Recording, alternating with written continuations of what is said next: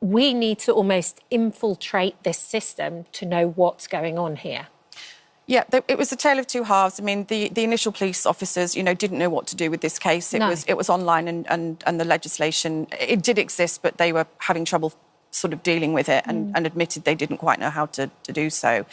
And after a number of years, there were some unsuccessful prosecutions that collapsed, and other parents had been involved originally, but then felt that they'd lost confidence in the police. And there were a small group of us that were still left, I guess, that felt that this was just so wrong and we couldn't let it drop. And, we went forward and we did a victims' rights review, and we did manage to get sort of police officers and eventually the CPS, to back us. But we all dealt with things in different ways. And yes, there was, one of the mums ended up sort of being down the rabbit hole, so to speak. You get that from the documentary a lot. Absolutely. And in fact, I'd had a conversation in the early days with a takedown company that is they're expert in removing sort of things from the internet. And they had said to me at the very beginning, it's like whack-a-mole. You can try and take one thing down and then it will pop back up on the internet somewhere else. But they did say, even to myself, the way to really deal with it is to get amongst them.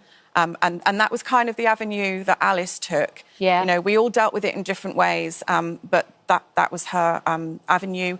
And actually, we discovered that there was, we'd had so many people against us on the internet, but there was also out there a group of people, a number of people that felt that it was really wrong, as we did, that children's addresses and names were across the internet. So they came on board, and it was a great comfort to know that for as many people that there were attacking us online, there was also people supporting us, and Alice embedded herself in with them. And And did you ever get any sense of why this had started? What on earth